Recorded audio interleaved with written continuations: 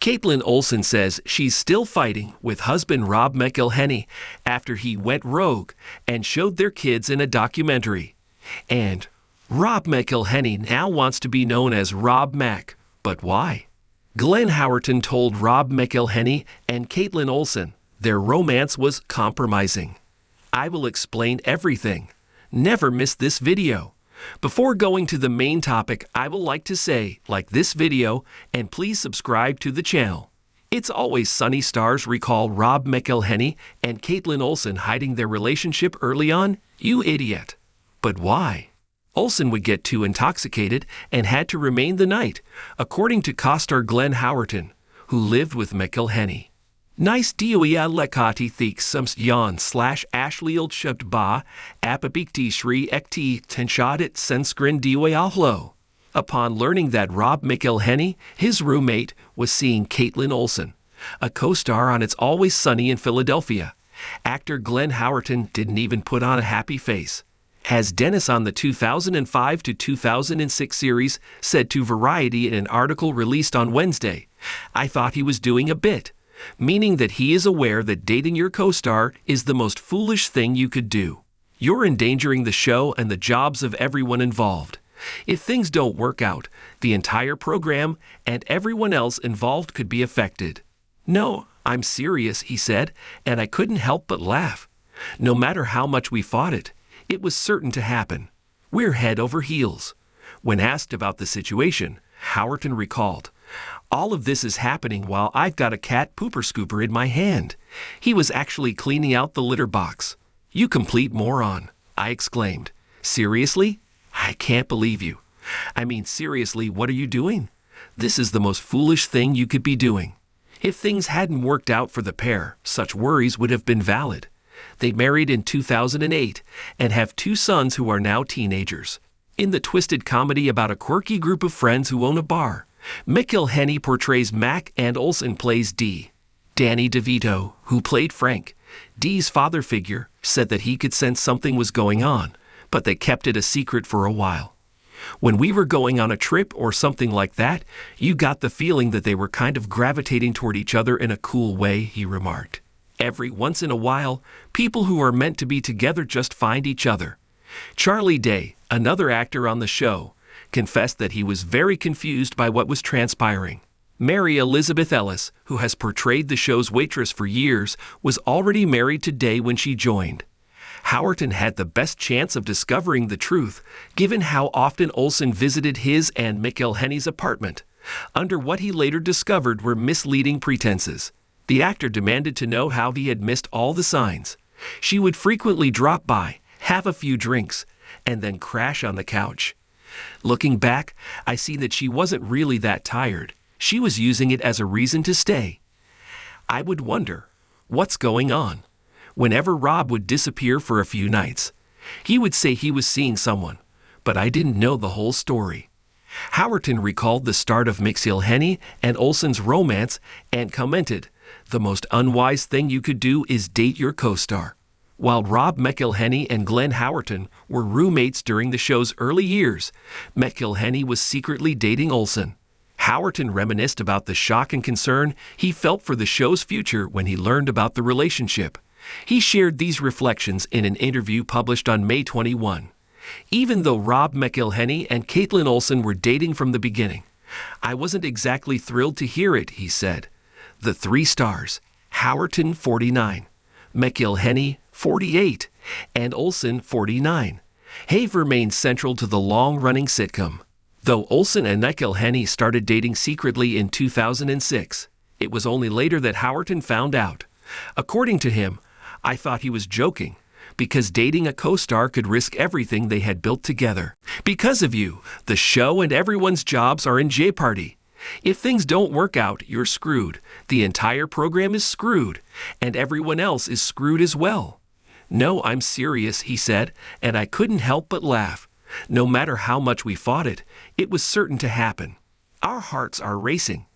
All of this is happening while I've got an ink cat pooper scooper in my hand, Howerton exclaimed, describing his current state of affairs as she cleaned the cat litter box. You complete moron, I exclaimed. Seriously? I can't believe you. I mean, seriously, what are you doing? This is the most foolish thing you could be doing. Axel Lee, 14, and Leo Gray, 13, were born to the couple after they tied the knot in 2008, despite Howerton's worries. The show would go down in television history as the longest-running live-action comedy series of all time. Even though he was living with McIlhenny, Howerton never suspected they were romantically involved, he claimed to Variety. The actor demanded to know how he had failed to see the situation. She would frequently drop by, get drunk, and then crash on the couch. Looking back, he realized that she wasn't actually that inebriated. She was merely utilizing it as a pretext to remain at our residence. Finally, Rob would vanish for a few nights, leaving me to wonder, what's happening? He would make it up when he said he went out with a girl. I had zero suspicion. Charlie Day told the newspaper, echoing Howerton's words. I was completely unprepared for that. Day, 49, added, and conversely, didn't care one way or the other, before going on to detail his relationship with co-star Mary Elizabeth Ellis. I asked myself, what's the big issue? I seem to recall that Glenn was somewhat more taken aback. The only co-star who had suspicions about the romance between the two was Danny DeVito. When we were going on a trip or something like that, you got the feeling that they were kind of gravitating toward each other in a cool way, recalled DeVito, who is 80. Every once in a while, people who are supposed to be together wind up together. Caitlin Olsen says she's still fighting with husband Rob McIlhenny after he went rogue and showed their kids in a documentary covering a wide range of topics, including their nearly 17-year partnership and raising their two sons. Caitlin Olsen and Rob McIlhenny recently chatted with Variety. The high-potential actress recently admitted that she is still unhappy at the Lost actors' decision to include their children in a documentary. The two co-stars of the FX sitcom, It's Always Sunny in Philadelphia, tied the knot in 2008. Caitlin Olsen and Rob McIlhenny's marriage has lasted over 15 years, but they still have their differences. In a recent cover story for Variety, the Hollywood couple discussed their nearly 17-year relationship and raising their two sons. Even though they made a pact not to publicly display their children's faces, the 49-year-old high-potential actress has admitted that she is still angry with the 48-year-old Lost actor for breaking that promise. According to Olsen, we talked about not showing their faces when speaking to the media. Nobody should see a child in public before they are emotionally and physically mature enough to do so. I remember puberty well. No one is to blame for our decisions or our fame. We'd all have our share of fears and doubts. Rob got all rebellious and included them in a documentary. That still makes me sad. The kids love it, McIlhenny remarked, continuing to express his views on the matter. Look at it from my point of view. We love to watch them, is a response from millions of people all across the globe.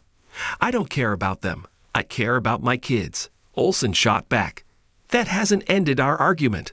The co-stars of the FX program, It's Always Sunny in Philadelphia, welcomed their first baby, Axel, in 2010, after meeting on the show in 2005 and getting married in 2008. In 2012, they had their second son, Leo. Olsen told Healthy Mom and Baby just before Axel was born that they wanted to raise our child in safety, confidence, and happiness, to teach him that the world is a good place rather than a scary place. Thus, they framed their parenting philosophy. When McIlhenny and his wife need counsel or direction as parents, they consult their support system, which includes Rhea Perlman and Danny DeVito, who are co-stars in the show. They brought up 3 children in very particular ways, and they turned out to be the most wonderful people you could ever hope to meet.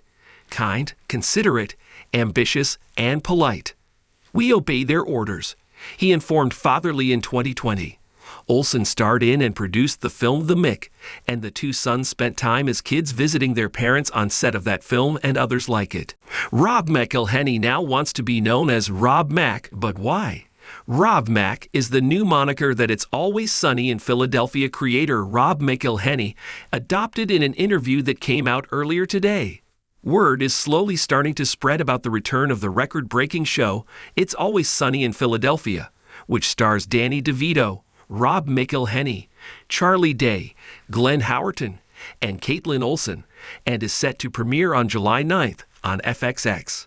Earlier today, Variety published an excellent profile of McElhenney and Olsen that discussed not only their professional and personal lives, but also their string of achievements, which includes roles in Hacks, Mythic Quest, High Potential, Welcome to Wrexham, and other successful projects, both in front of and behind the camera. We uncovered the most attention-grabbing piece of information while researching McElhenney's business achievements and more Better Industries' worldwide expansion. Spitting out that juicy piece of personal information midway through the piece, McElhenney announced, "I'm just going by Rob Mac as their business and storytelling expand into other regions of the world and languages where his name is even more difficult to pronounce." If you've been keeping up with McElhenney and Ryan Reynolds' birthday correspondence, you're aware that Ryan has made fun of the correct way to pronounce McElhenney's name. Fearing he was betraying his family's honor, McElhenney disclosed that he had discovered that other McElhenneys had changed or altered their last name throughout the years. What is Olsen's and the kids' reaction to the new name? The kids are really not happy about it because they have that last name, he said. And so do I legally.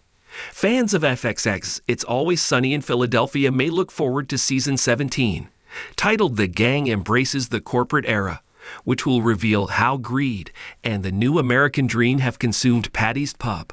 According to the official overview, there are a number of things that will happen. They'll exploit cross-network promotion to increase market share. They'll scapegoat one of their own to avoid a PR backlash. They'll risk everything for a handshake with the Saudis. They'll bend the laws with side hustles to pad their pockets. And they will change everything about themselves to appeal to a broader audience. The gang, of course, wants money and privileged access just like any corporate thugs. Since 2005, that has been obvious. On the other hand, they are still people. Love, respect, conditional freedom, continuous adulation, and enormous amounts of attention are all things they desire. Endless pleasure, and hedonistic, unrestrained erotica. Patrick Schumacher and Justin Halpern of Abbott Elementary discussed the next Paddy's chapter of the crossover in an interview with Entertainment Weekly.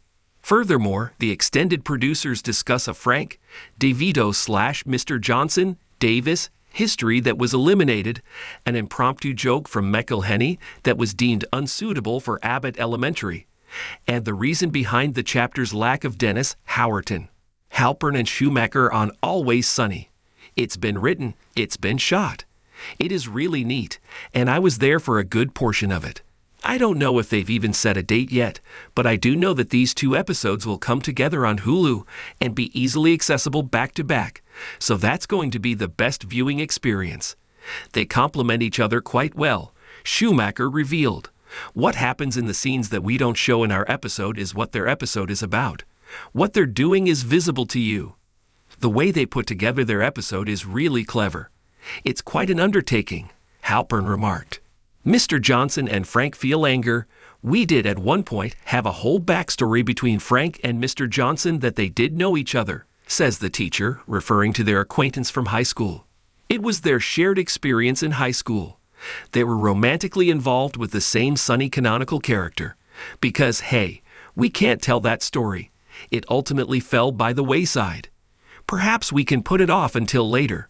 In Schumacher's opinion, 21.5 minutes is severely limited for storytelling. Ava James mentions Johnny Knoxville and Johnny Bravo in a line about the white men she dates, according to Schumacher's analysis of McElhenney's Johnny Knoxville ad-lib. Rob improvised, "That Johnny Knoxville guy destroyed himself, and I nearly ruined a take by laughing and vomiting my coffee off camera."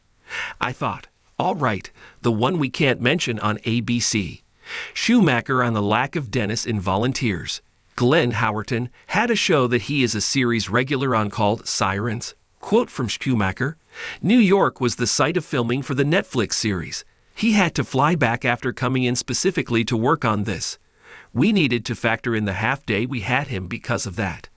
We had to maintain some nimbleness in breaking the story because we weren't sure we had him in that particular instance. In their episode, though, he packs a serious punch." No more today. What are you thinking about this gossip today? Let us know in the comments and stay tuned by subscribing to our channel to get more updates like this. Thank you.